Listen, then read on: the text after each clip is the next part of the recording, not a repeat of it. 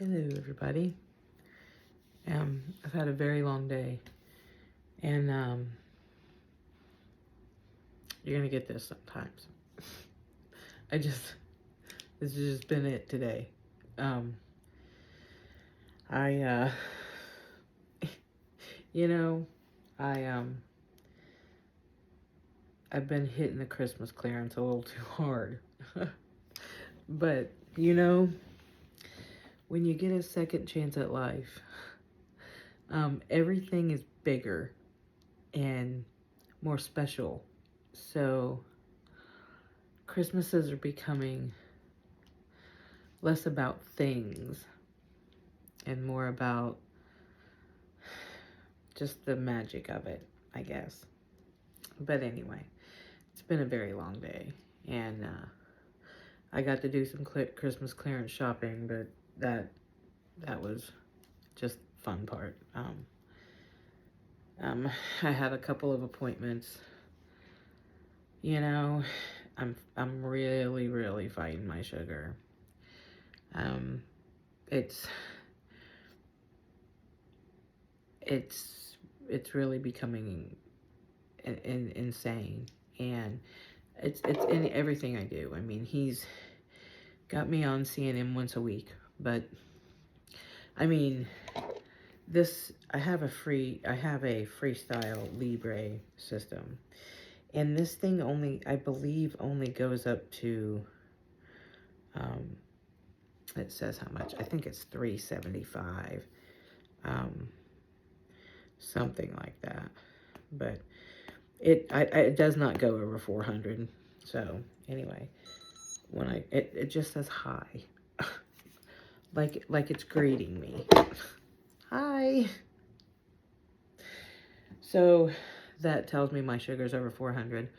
I'm gonna have to go downstairs after I record this and check it with a finger stick and take some insulin. But anyway, my question for the day, and I'm sorry I'm getting to these so late, but my days just go and go. So they want me to talk about my transition from Ohio State to University of Cincinnati and how it sort of came about, and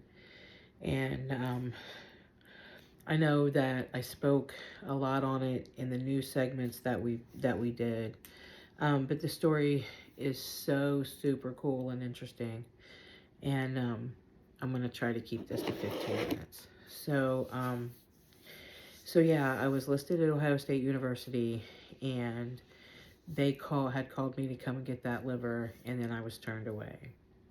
And at that point in time, it was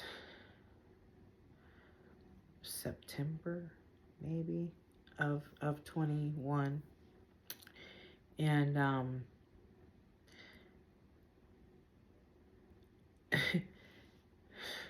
I lose my train of thought so bad. It's so annoying. But yeah, it had to be September. Could have even been early October. I can look it up and figure out the real date, and the actual date, and I can put it up. But at that point in time, on my way back, I thought, yeah, this isn't this isn't working. I'm gonna die. And I get a text message or a call from Liz Bonus at Channel 12, and we exchange information, and she run my story, right? So she wanted to get as much information as she could from Ohio State University, who would not talk to her. I mean, they wouldn't, their media spokesperson wouldn't talk to her, and she wasn't getting anywhere with Ohio State University. And don't get me wrong, it's a wonderful facility. It's an amazing hospital. But for some reason, their media department wouldn't get back a hold of her. So look, it wasn't, we didn't have to be together, but she wanted, at that point in time, I was going for a living donor. And so she wanted to talk to an expert on living liver donation. And that is where they take a percentage of your liver and they take a percentage of a donor's liver and they put that in you and their liver grows back. And so she called up to University of Cincinnati where she's got media contacts up there and she gets a hold of the infamous Dr. Shaw. And he gets on Skype with her on the news segment and he's discussing the living liver donation. And so it was cool to listen to him. And I just remember it was 3 days later. And I just remember how significant it was. It was 3 days later that I was just finishing up physical therapy, and the phone rang. My cell phone rang. And I was like, hello. And he said, hi, my name is Dr. Shaw. I'm a transplant surgeon at Ohio State, or I'm sorry, at University of Cincinnati Medical Center. I'm not sure his position, but it's up there. And he said, hey, why aren't you listed at UC? And I said, well, I don't know. My doctor sent me to Ohio State University, my GI doctor. So that's when that conversation that we spoke on before, where he said he could get me a liver. He was throwing away livers, that he was transplanting COVID positive and Hep B and Hep C positive livers. And, look, if you get COVID, we'll treat it. You're in the hospital, right? If you get Hep C, there's a 12-week program. If you get Hep B, we'll treat it. But let's get you a liver because you need a liver.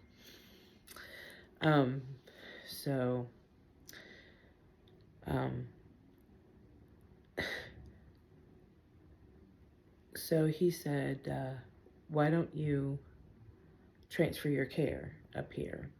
And so I called my insurance company because I thought that maybe we could just transfer everything and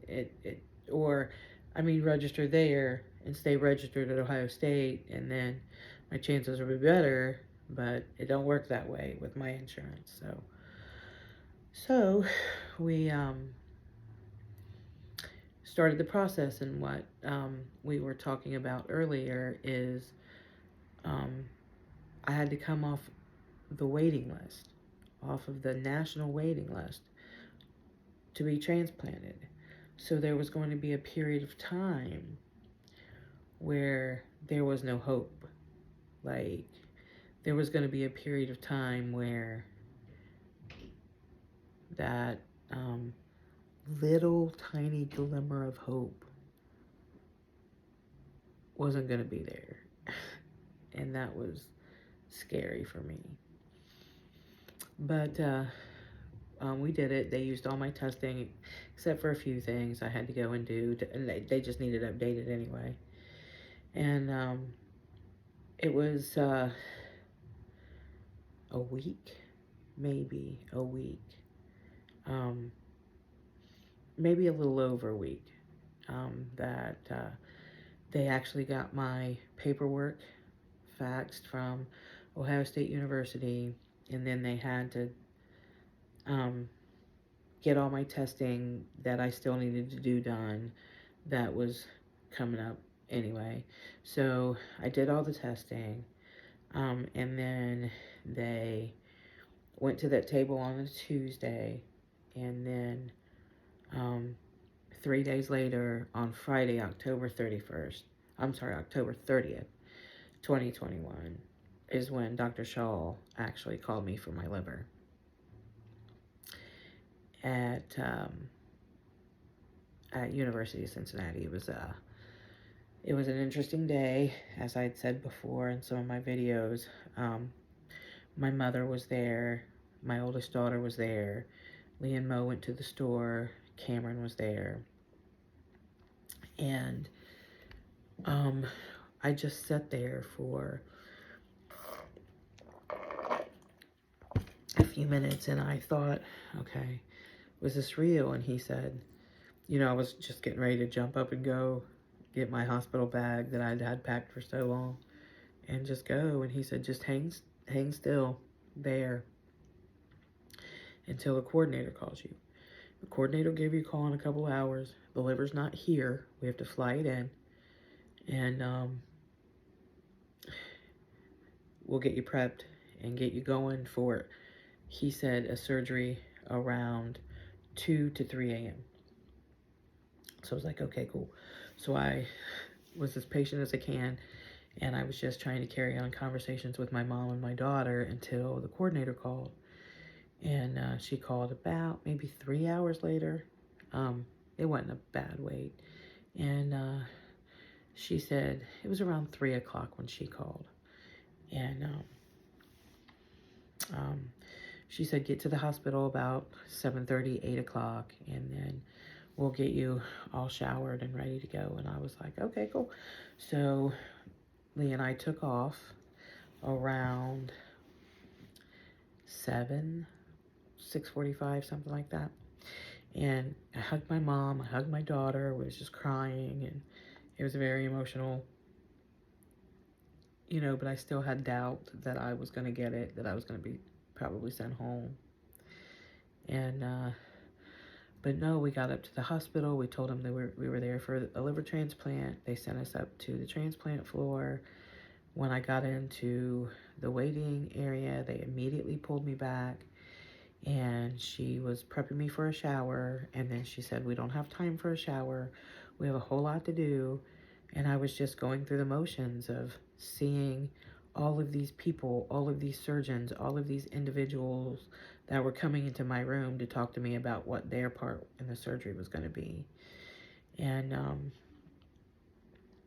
I remember being so scared and so intrigued, but so scared, and then realizing that this was really going to happen, that they were going to take my liver out and put somebody else's in there, and what if it doesn't work? And so many questions were going through my mind. But they took me back, and they wheeled me back in there, and more people came in to talk to me, and you know, the last thing I remember was throwing up and feeling so sick.